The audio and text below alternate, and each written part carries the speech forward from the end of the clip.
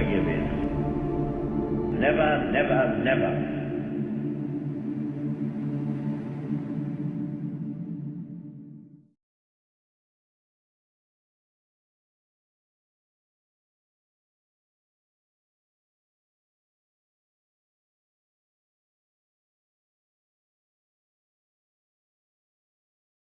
One of the people in my office already in the auxiliaries introduced me to a man who was in civilian clothes but turned out to be a major, and I was invited to join a new organisation being formed called the Scouts, just right after Dunkirk, when they decided there was going to be an invasion very shortly. I was working for the British Admiralty in Bath. My patrol was Bath Admiralty number 4 patrol. And how many people now? Well, normally a patrol consists of 6 people, but mostly number 4 seemed to have about 5. There was Wiggy Bennett, Masters, Pusey, Reese, Jack, somebody, I can't remember his last name. Oh, yeah. I remember his feet used to smell terrible. The night we spent in the ROB, and he poisoned us.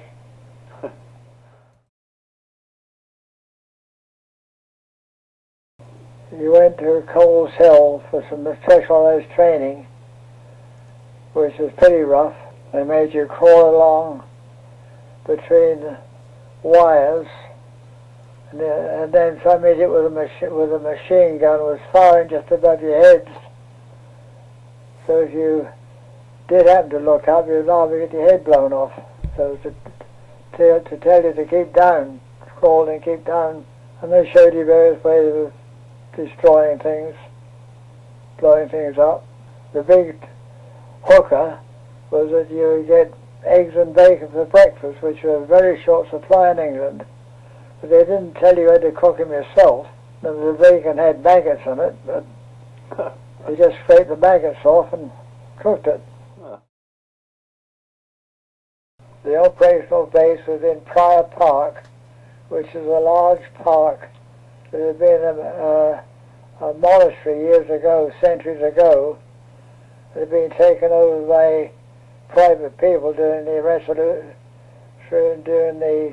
dissolution of the monasteries. The original owners had built a Paladin Bridge, which is a false bridge over a lake, and the Napoleon prisoners of war were billeted there under parole, which meant they could walk around town having given their word they wouldn't try to escape. And the Paladin Bridge had their names inscribed on them. ROB overlooked the Paladin Bridge because years ago, before refrigeration, the priests had built an ice chest into the bank overlooking the Paladin Bridge. It was deep in the earth to be insulated. In the winter they would cut ice, store it in the ice chest, and it would last all summer. And that was your operational base? And that was our operational base. It had all grown over and completely lost. And somehow I managed to stumble into it. And the original opening had all fallen in, and we used that as an escape hatch and rebuilt it with loose bricks so we could bust our way out, and planted shrubs over it.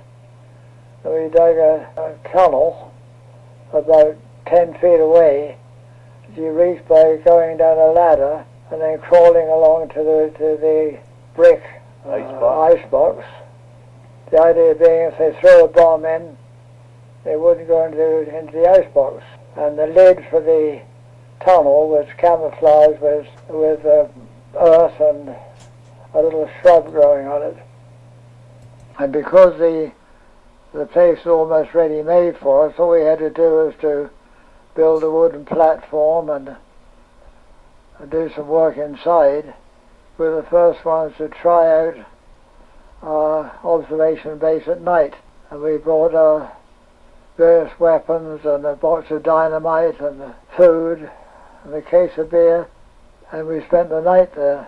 And it was the most uncomfortable night. We managed to get some sleep, In the morning we were all half dead, vomiting and feeling terrible because the fumes of the dynamite had affected us. They gave off a poisonous fume in a confined space.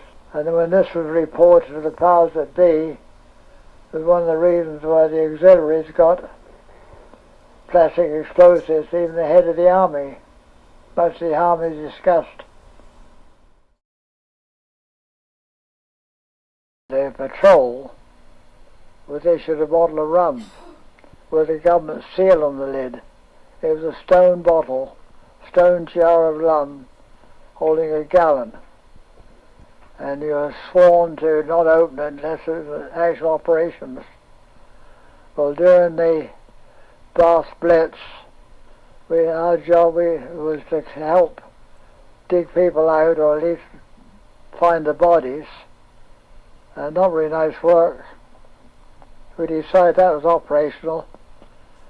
So one of the fellows in the patrol said his father, during the war, had the same thing. These gallon jugs of rum was standard issue in World War One. He said if you really hit him the right way with a bayonet, you could knock the top off, preserve the seal, and then you could drink the rum. So I had an accident with a bomb. We've turned the empty jug in with the seal intact and got a new one. You made your own decisions, decided what you're going to do. You depend entirely on the situation of the Germans.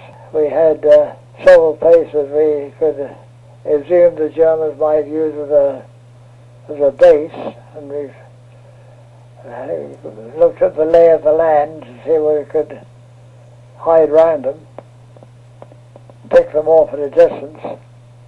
We didn't have enough explosives to blow a bridge. You know, a lot of the Home Guard thought they could blow a bridge with a box of dynamite. You need an awful lot. Those old bridges that have been there for hundreds of years.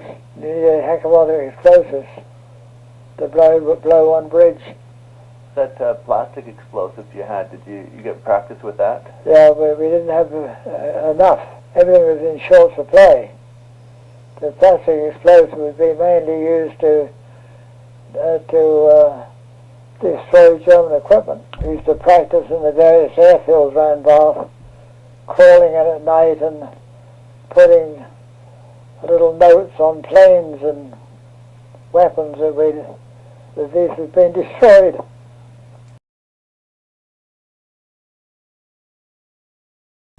They told you have very little chance of coming out alive. They've estimated the life expectancy would be 2 weeks, and more realistically about 4 or 5 days. But the idea was that the army had taken such a beating at Dunkirk, they had no supplies. They had lots of men, but no supplies. And the only way they could defeat the Germans was to know what part of England they were going to attack.